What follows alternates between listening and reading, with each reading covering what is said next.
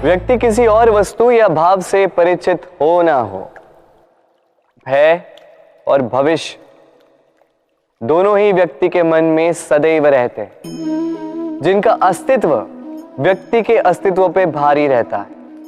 विचित्र है ना? वह वो है जिसे आप नहीं जानते, जो अनजान है, और इसी कारण आपको भय लगता है कि ना जाने क्या होगा। भविष्य वो है जो अब तक घटा ही नहीं, तो जो घटा ही नहीं उसके विषय में चिंता क्यों? आपके हाथ में है वर्तमान। वर्तमान के कर्म सत्य मन से कीजिए और सोचिए ये कि अपने कर्मों को और कितनी श्रेष्ठता से किया जा सकता है। इसलिए आप विश्वास कीजिए, यदि वर्तमान के कर्मों को आप सत्य मन से करोगे तो भय स्वयं ही निकल जाएगा और भविष्य का फल अवश्य ही मीठा होगा। इसलिए भय और भविष्य से डरना छोड़ दीजिए, इस वर्तमान को जी। जीवन में हम कई लोगों से मिलते हैं। आप भी ऐसे कई लोगों से मिले होंगे जिन्होंने स्वयं को असफल मान लिया, निराश हो चुके, जिन्होंने ये स्वीकार कर लिया है कि इस जीवन में उनसे कोई कार्य हो ही नहीं पाएगा, वो कुछ कर ही नहीं सकते, किसी कार्य के वो योग्य ही नहीं। किंतु ऐसा नहीं, इस संसार में ऐसा कुछ भी नहीं है जो योग्य नहीं है। कोई ऐसा अक्षर नहीं है जो किसी मंत्र का भाग ना, कोई ऐसी जड़ी बूटी नहीं है जो औषधि ना, कोई ऐसा विष नहीं है जो समय आने पर अमृत ना बन जाए। और इसी प्रकार कोई व्यक्ति अयोग्य नहीं होता, उसे अयोग्य बनाती है उसकी सोच। इसलिए स्वयं को जानो, जान जाओगे कि आप क्या हो। अपने अंतर मन को जगाएं। आप देखेंगे कि जिस संसार की नींव ही बनी है आशा से, उस संसार में निराशा, हताशा और हार जैसा कोई भाव अस्तित्व ही नहीं रखता।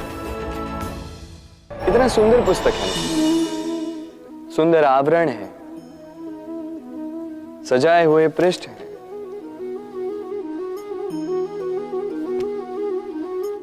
किंतु क्या ये सत्य में अद्भुत पुस्तक कहलाने की पात्र है? क्या इसमें जो लिखा है वो सत्य है, प्रेरणादायी है, हमारे लिए मूल्यवान है? कैसे निश्चय लिया जाए इस बात का? अब आप सोचेंगे कि सीधी सी बात है, आवरण को देख के पुस्तक की गुणवत्ता कैसे जानी जा सकती? इसके लिए तो आपको उसे पढ़ना होगा, उसे समझना होगा, समय देना होगा, है ना? बिल्कुल उचित सोच रहे हैं आप। बस आश्चर्य की बात यह है कि पुस्तक के विषय में आप ये सारी बातें जानते हैं, किंतु किसी व्यक्ति के विषय में आप ये सारी बातें मन में नहीं लाते। व्यक्ति का मूल्यांकन भी उसके वस्त्रों से, उसके शारीरिक रूप से या उसकी सुंदरता से नहीं किया जा सकता। उसके लिए आपको उस व्यक्ति को पढ़ना होगा, उसे समझना होगा, उसे समय देना होगा। पर हम क्या करते हैं? पहनावे, रंग, सुंदरता को देखकर आकर्षित हो जाते हैं, उसे प्रेम समझ बैठते हैं, और आए दिन कोई ना कोई ये कहते सुनाई देता है कि उसकी प्रेम कहानी सफल नहीं हो पाई, उसे छल मिला। किंतु इसमें दोष किसी और का नहीं, स्वयं आपका है। आपने उस व्यक्ति को समय नहीं दिया, आपने उस व्यक्ति के विचार नहीं परखे। प्रेम 2 क्षण में बनने वाला पकवान नहीं है, इसका स्वाद चखने के लिए आपको जीवन भर का समय देना पड़ेगा। तो समय दीजिए, एक दूसरे के रूप से नहीं, आत्मा से जुड़ी, निश्चित ही मन प्रसन्नता से कह उठेगा, राधे राधे। हम में ऐसा कोई नहीं होगा जिसने वृक्षों को ना देखा हो, वृक्षों पे इन पक्षियों को ना देखा, इनके घोंसलों को ना देखा, इन पक्षियों को अपने छोटे छोटे बच्चों को भोजन कराते ना देखा। संसार का सबसे ममत्व वाला दृश्य होता है। चिड़िया दूर से अपनी चोंच में दाना भरकर लाती, स्वयं भोजन करने में असक्षम संतान की चोंच में डालती है, स्वयं भूखी रहकर निस्वार्थ निश्चलता से। और जब संतान के पंख निकल आते हैं,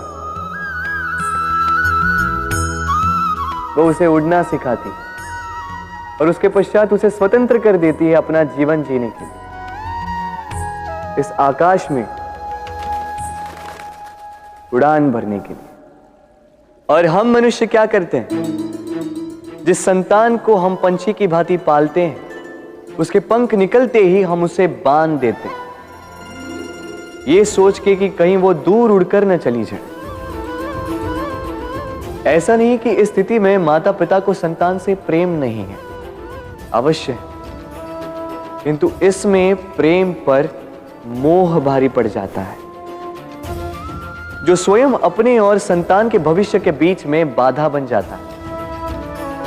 हम ये भूल जाते हैं कि हम केवल जन्मदाता है, भाग्य विधाता नहीं। तो जब प्रेम में मोह आ जाए तो वो प्रेम नहीं, स्वार्थ बन जाता है। इसलिए प्रेम को पास रखिए और मोह को दूर, क्योंकि जिससे प्रेम करते हैं उसका विकास नहीं रोका करते। प्रेम संसार का सबसे पवित्र बंधन है, पर सच पूछो तो ये बंधन से मुक्ति है, स्वतंत्रता है।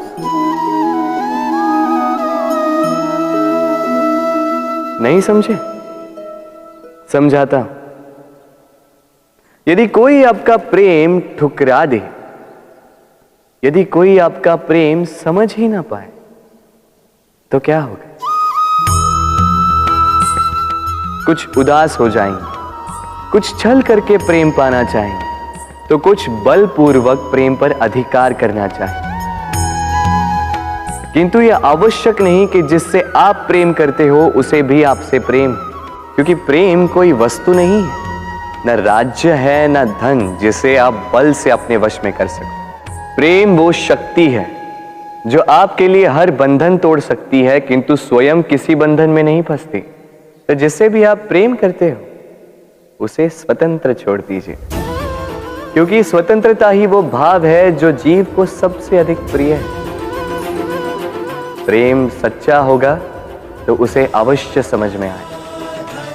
तब तक के लिए निस्वार्थ भाव से प्रेम कीजिए, स्वार्थ हट जाएगा तो प्रेम आ ही जाएगा और मन प्रसन्न होकर बोलेगा, राधे राधे। जब भी प्रेम की बात आती है, हम सबसे पहले मन में एक नायक और एक नायिका का चित्रण कर लेते हैं। क्यों? आपके साथ भी यही होता है ना? पर क्या प्रेम केवल नायक नायिका के आकर्षण का बंधन है?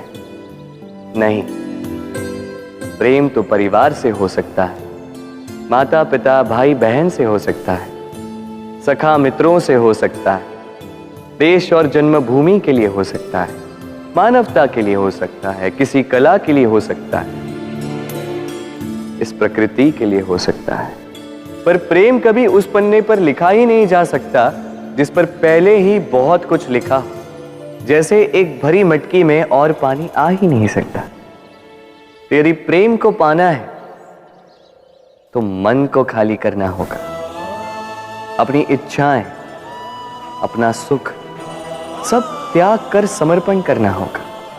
अपने मन से व्यापार हटा दो, तभी प्यार मिलेगा और मन प्रसन्न होकर बोलेगा, राधे राधे।